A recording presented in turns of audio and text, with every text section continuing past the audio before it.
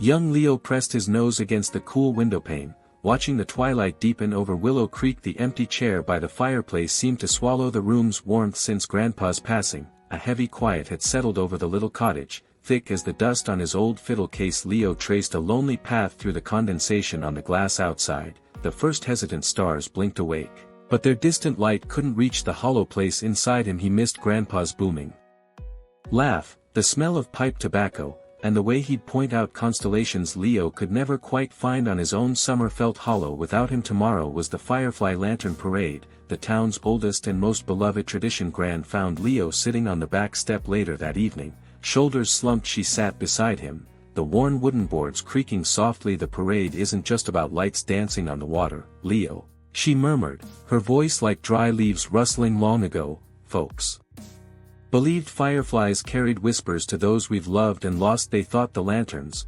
reflecting that gentle glow, helped guide those whispers safely home across the river of stars. She placed a warm, wrinkled hand over his. Your grandpa loved this night more than any other. He'd want you to see the magic. Leo looked down at his scuffed shoes, unconvinced but comforted by her presence. The next evening, the air buzzed with anticipation. Instead of summer insects, townsfolk gathered along the banks of Moonbeam River, their faces soft in the fading light. Children clutched simple lanterns crafted from mason jars and paper, their eyes wide with excitement. Leo held the one Gran had given him, Grandpa's old lantern, its glass slightly clouded, the wire handle cool and familiar in his grip. A lump formed in his throat. He watched others light their candles, the small flames flickering bravely inside the glass prisms, casting dancing shadows on the expectant faces around him. Laughter and happy chatter filled the space, yet Leo felt adrift, anchored only by the weight of the old lantern in his hands. As true darkness embraced the valley, a hush fell over the crowd, deep and reverent. Then,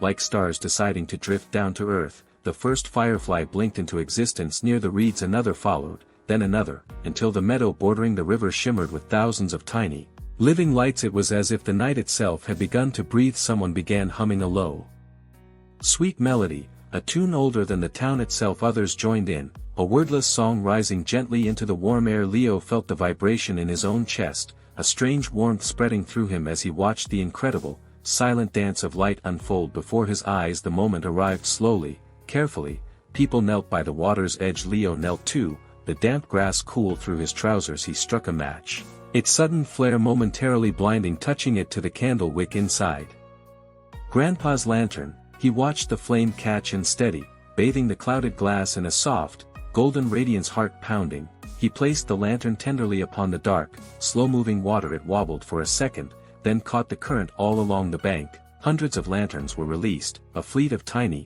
radiant vessels setting sail, their lights trembling reflections dancing on the inky surface. The sight stole his breath away. Leo's lantern drifted steadily, keeping pace with the others.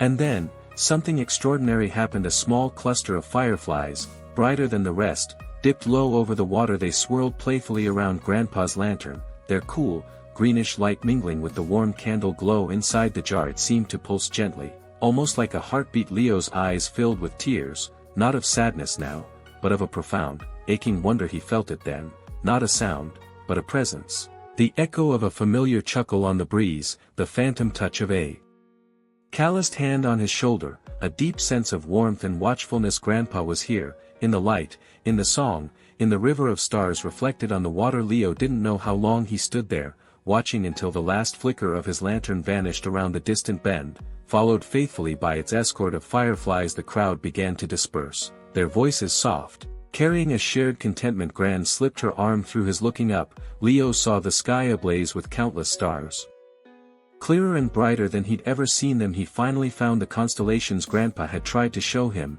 the Great Bear, the steady North Star. A deep peace settled over him, quiet and sure. The ache was still there, a tender place, but it was no longer hollow. It was filled now with light, the light of the lanterns, the fireflies, the stars, and the enduring, gentle love that flowed as steadily as the Moonbeam River, carrying whispers of comfort on its current, long after the parade was done. He squeezed Gran's hand, a small, true smile touching his lips for the first time in weeks, and together they walked home under the watchful, starry sky.